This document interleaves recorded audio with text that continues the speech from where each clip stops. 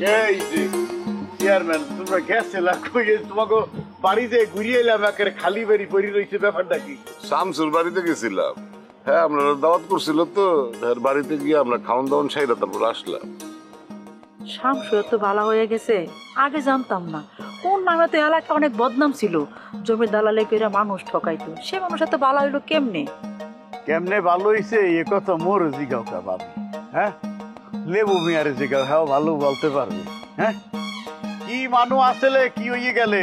হ্যাঁ হ্যার হুমকি দাম কিতে বাগে মহিষে এক গাড়ে পানি খাইতে, আর এখন হ্যার পরিণতিতে দেখো। এই লেবু মিয়ারা কেউ বাড়িতে নেট পারছে?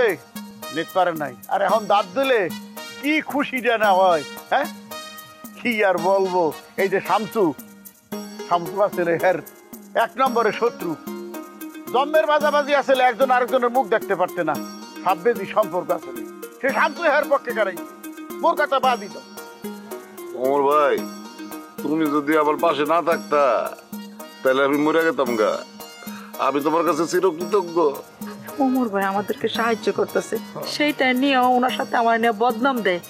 আমাকে বাইক না যে এত বড় খারাপ হয়ে যাইব তাই আমি ভাবতেও পারি নাই। ও ভালো আছে কবে ভাবি? হ্যাঁ খারাপ কোনদিন ভালো হয়? ভালো হয় না, জন্মের খারাপ। ও আরো খারাপ হয়ে গেছে, অমানুষ হয়ে গেছে। হ্যাঁ তা কি ওর পতন এসে গেছে? তোমরা দেখবা ওর পতনটা চোখের উপর দেখবা। ওই যে শামসু চলে আইছে, ওর ভিতরে কোনো ডর হান দিয়ে গেছে একসের। হ্যাঁ ওই যে মোরা তো ওই ওসি সাহেবের লোকের কথা বলছি, গ্রামে যে সাদা পোশাকধারী পুলিশ আসছে, কি হ্যাঁ খবর পাও নাই? না আমি তো জানি না, তুমি জানলা কেমনে? মুই জানবো না? মুই আর শামসু ওসি সাহেবের লোকের কথা বলছি, নগদে কথা বলছি বইসিয়া। হ্যাঁ চাও খাইছি। তারপর ওই যে মিটার আব্বা আছে যে মহসিন সাহেব, হ্যাঁ লগে ওসি সাহেবের কথা বলাই দিছি, লগে লগে ফল পেয়ে গেছি। আপনারা এত কিছু আমাদের জন্য করতেছেন তা তো আমরা ভাবতেই পারতেছি না। গ্রামের মানুষ এখন সবাই আমাদের পক্ষে কাজ করতেছে শুধু আপনাদের জন্য। এখন যদি আমি আমার সম্পত্তি ফিরা নাও পাই তাও আমার মনে কোনো দুঃখ নাই। আমার মনের ভিতরে সব পাপ মিশে গেছে। এখন এখন আমি ফকির হইলেও মনে অনেক শান্তি দেয়। এইটাই তো ভালো মানুষ হওয়ার লক্ষণ। মানুষ যদি ভালো হয়ে যায় হ্যার উপরে কোনো অভিশাপ থাকে না, সে পাপ মুক্ত হয়ে যায়, সে জীবিত অবস্থায় হ্যার ফল ভোগ করে দেখতে।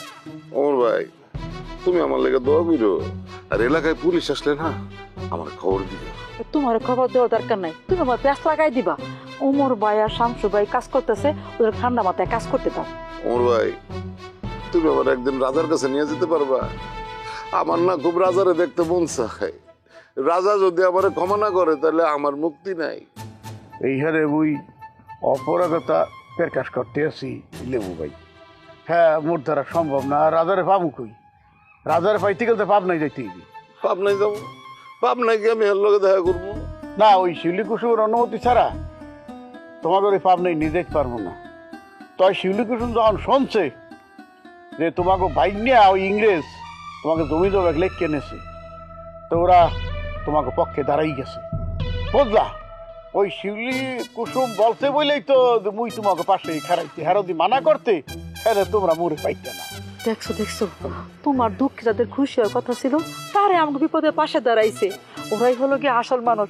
ওদের জন্য না আমার মন থেকে দোয়া রইলো ভাই।